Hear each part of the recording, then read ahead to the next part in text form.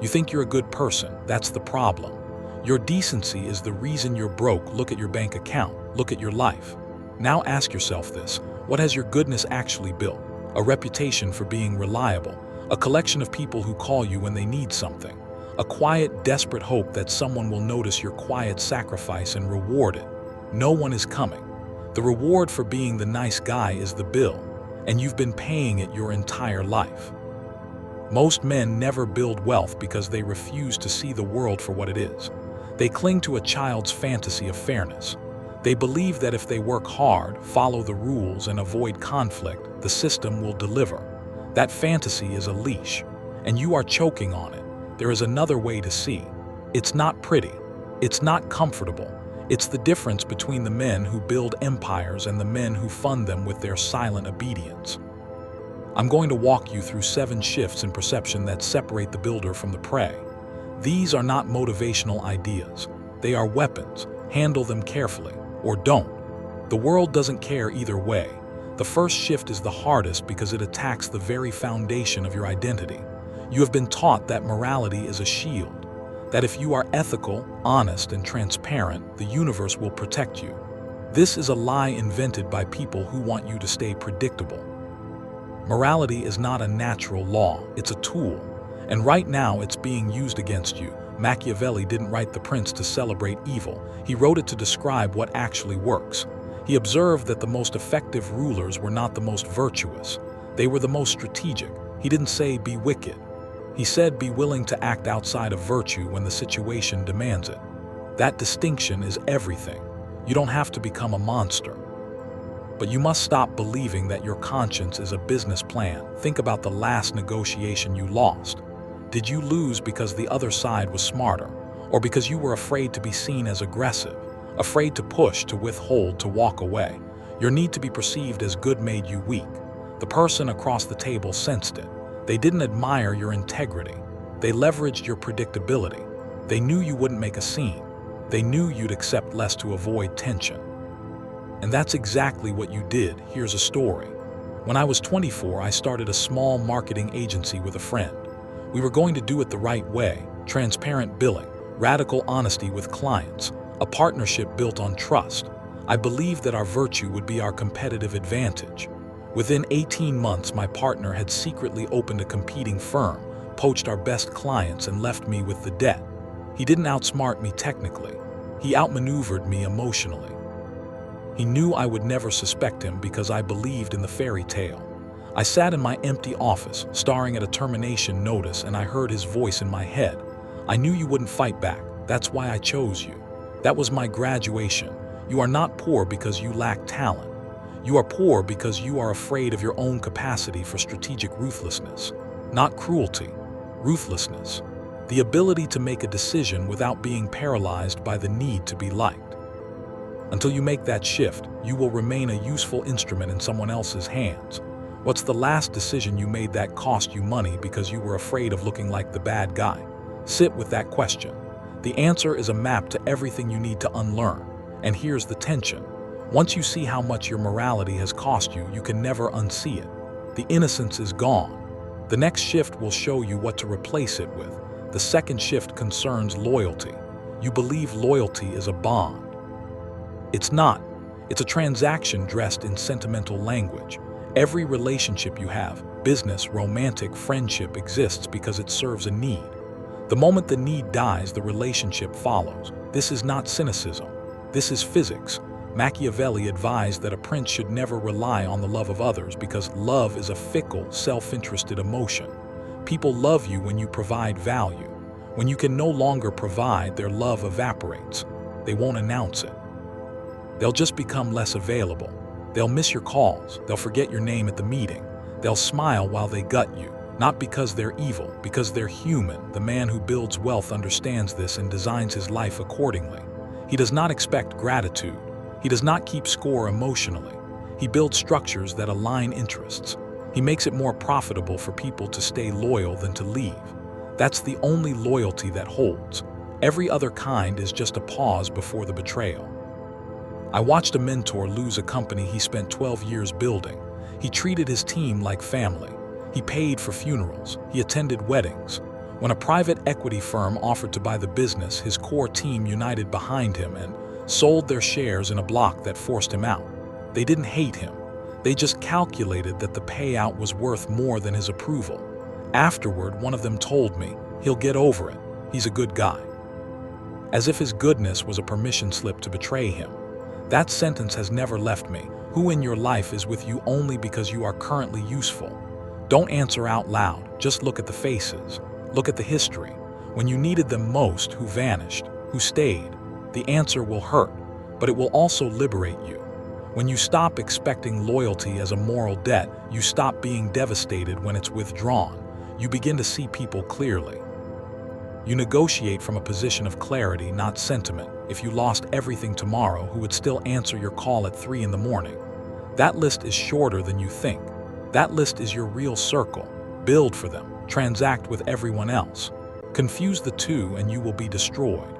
The next shift will challenge the way you think about control, because the man who needs to be loved is always a slave to the people whose love he seeks. There's a more effective position, but you won't like it. The third shift is about fear and love. The popular wisdom says lead with love, build a culture of warmth, be the leader who inspires. That sounds beautiful, and it works precisely as long as no crisis appears. When the wolves come, love scatters, fear stays. Machiavelli's most quoted line is often misunderstood. He didn't say it's better to be feared than loved because he enjoyed cruelty. He said it because fear is under your control, love is not. You can make someone fear consequences by your own action. You cannot make them love you.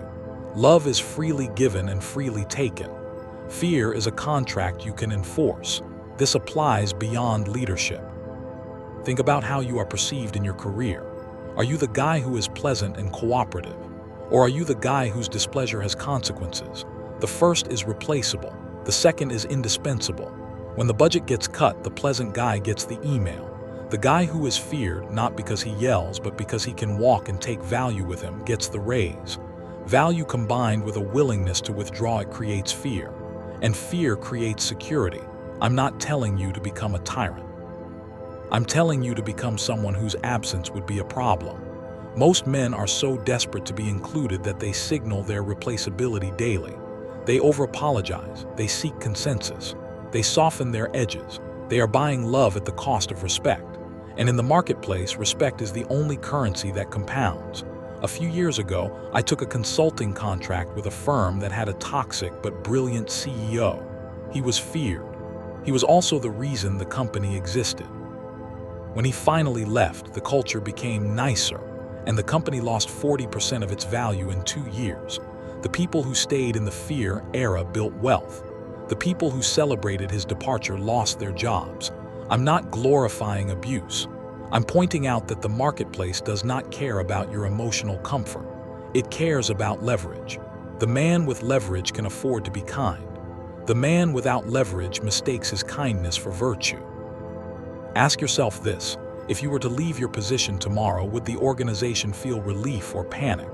Your honest answer reveals exactly how much power you've actually built. If it's relief, you've been trading pleasantness for survival. That trade will eventually bankrupt you. One-line tension. There is a difference between being someone's friend and being someone's plan. Most of you have been the plan. The fourth shift follows directly. It's about appearances. You were raised to believe that substance matters more than perception. That truth will out. That being genuine is enough. This is a philosophy for saints and losers. The world does not see you. The world sees the image of you that you project. That image is your only real asset. Machiavelli was blunt about this. Everyone sees what you appear to be, few experience what you really are. And those few, he said, do not dare oppose the opinion of the many. So your inner integrity, while perhaps noble, is economically irrelevant if your external presentation signals weakness, confusion, or desperation. The man who builds millions controls the narrative. He does not wait to be discovered. He manufactures the perception that triggers opportunity. Think about the most successful person you know personally. Not a celebrity, someone in your life. Do they radiate chaos? Do they dress like they've given up? Do they speak in a way that invites interruption? No, they have cultivated a specific, intentional signal. They understand that every interaction is a performance where value is demonstrated before it is delivered. You might call that inauthentic. They call it effective. Your authenticity, if it costs you deals, is just pride. I once lost a major client because I showed up to a meeting looking exhausted. I had been working 100-hour weeks. I was authentically tired. I thought that showed dedication. Client saw a man who couldn't manage his energy. They pulled the contract. It didn't matter what the truth was. The appearance was the verdict.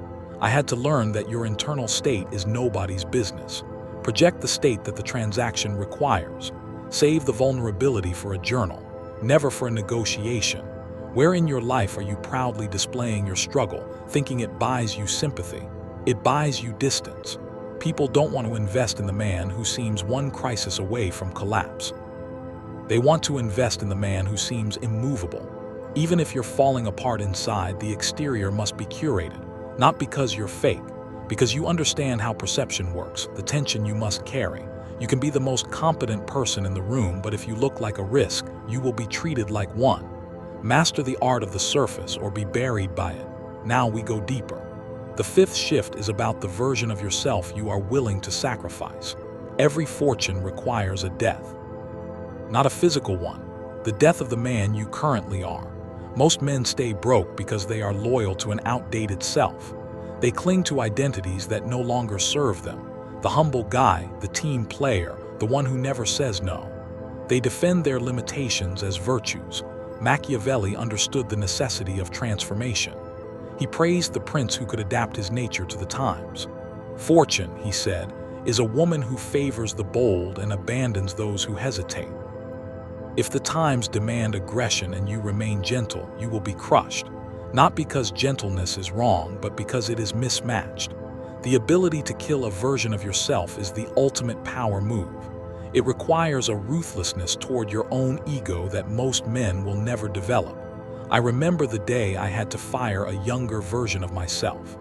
I had built a reputation as a creator, someone who made things, but the market shifted.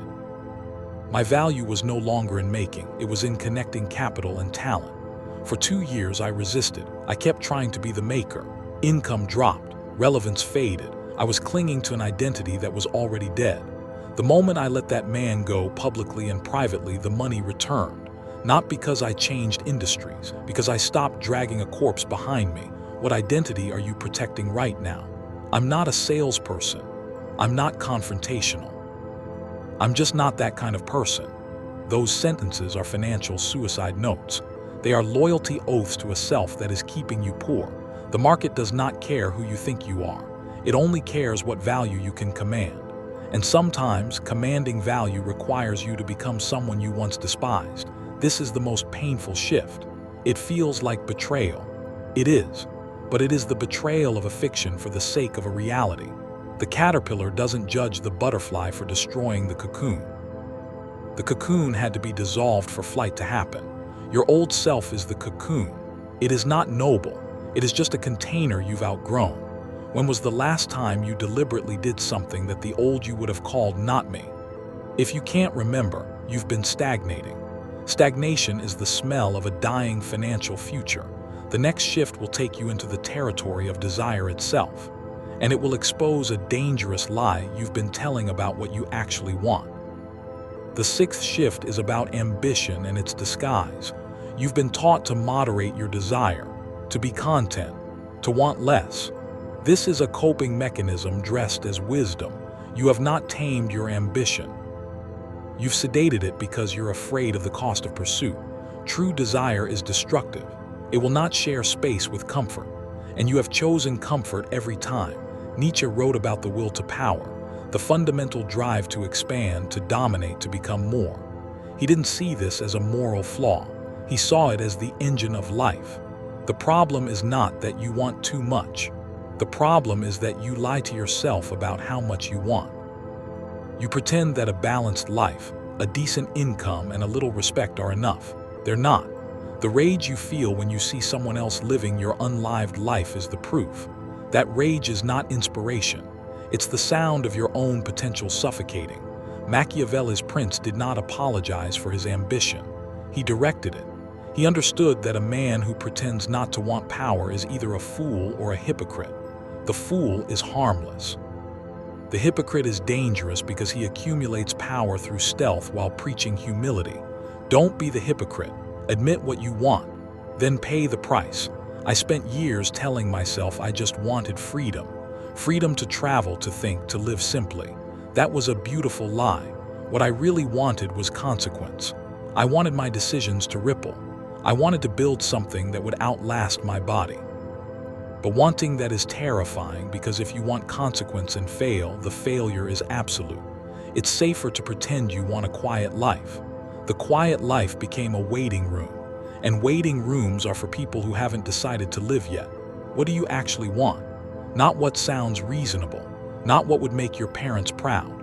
What is the desire that you suppress because it feels too big for your current self? That desire is your compass. Every time you mute it, you borrow time from your own death. You are not being humble. You are being a coward who decorates his cowardice with philosophy. The tension, your ambition is not the problem. Your refusal to honor it is. That refusal has a price tag. Look at your life. You're paying it now, the final shift. This one connects everything. It's about your relationship with fortune itself. Most men see luck as a force that happens to them. They are waiting for a break. They pray for good timing. This is a peasant's theology. The builder sees fortune as a force to be seduced, captured, and managed. Machiavelli famously wrote that fortune is like a river. In calm times, you can build dikes and canals to control it. But when the flood comes, the man who has not prepared will be swept away. Preparation is not just about skill. It's about positioning yourself so that when randomness occurs, it benefits you. Lucky men are not recipients of favor. They are architects of exposure. They put themselves in the path of opportunity so often that the law of large numbers works in their favor. Unlucky men hide in their routines and call randomness cruel, but there's a darker layer. Fortune also favors audacity. The bold act, and fortune sometimes bends to meet them. The timid wait, and fortune passes over them like a shadow. You must be willing to act before you are ready, not recklessly, decisively. The man who waits until he feels no fear will wait until his grave. The man who moves with the terror still in his throat, he is the one who intercepts the opportunity. I'll give you a raw example. 7 years ago, I was at a conference, exhausted, wanting to go back to my hotel. A man I admired was standing alone for 30 seconds. I almost didn't approach. I had nothing prepared. My heart was pounding. I walked up and said something awkward but honest. That 30-second interaction led to a partnership that changed my financial trajectory. It wasn't talent, it wasn't strategy. It was the willingness to look foolish for 10 seconds. Fortune doesn't reward the prepared alone. It rewards the ones who seize the random opening. Where have you been waiting for permission? Permission to launch, to speak, to charge what you're worth. Permission is a myth. The gatekeepers are just as uncertain as you are. They're just better at hiding it. Act as if you already belong. Most doors don't open because of merit. They open because someone pushed on them. The tension that holds this all together. Fortune is not a goddess. She is a mirror. She reflects back the shape of your willingness to engage with chaos. If you see chaos and retreat, your fortune will be small and safe and full of quiet regret. If you see chaos and move forward anyway, you enter a different dimension of living. Not a life without failure. A life where failure is a cost, not an ending. We're at the end. And I'm not going to tell you that you can do this. You already know you can. You've always known. The question has never been capability. The question has been willingness. Willingness to let go of the man who was too good to be effective. Willingness to see people as they are, not as you wish them to be. Willingness to craft your exterior, to kill your outdated self, to admit the size of your hunger. Most of you will listen to this, nod along, and change nothing. That's fine. The world needs its supporting cast, but a few of you felt something crack. Something you've been calling your conscience was actually just cowardice, and you felt it loosen. Good. That crack is where the light gets in, but it's also where the cold gets in. Get used to the cold. The path from here forward is not warm. It's not popular. It's not the path of the well-liked. It's the path of the effective. Machiavelli wrote, "A man who wishes to act entirely up to his professions of virtue soon meets with what destroys him among so much that is evil." You must learn to move among the evil without becoming it, to use the tools of power without letting them use you. This is the final and hardest balance. To know that the game is amoral and still choose daily what kind of builder you will be. Not a victim of the game, not a mindless predator. A conscious architect of value who refuses to apologize for his strength. Here is the statement I want you to keep. Not a mantra, a scar. The world does not reward your goodness. It rewards your capacity to enforce your will without flinching. If you cannot look at your own shadow without turning away, you will forever be someone else's. Become the man who can stare into the dark and still build. Not because the dark doesn't frighten you, because you've made a decision that your life belongs to you, and no illusion of comfort is worth surrendering that. Now close your eyes for 10 seconds. No music, just the dark. And ask yourself the only question that matters. Am I willing to become the version of myself that I have been avoiding? If the answer is no, be at peace with your mediocrity. It is an honest choice. If the answer is yes, then you already know what to do. You just haven't admitted it yet. So admit it and begin. The only permission you ever needed died the moment you realized no one was coming to save you. You are the only one who can, and you are the only one who will.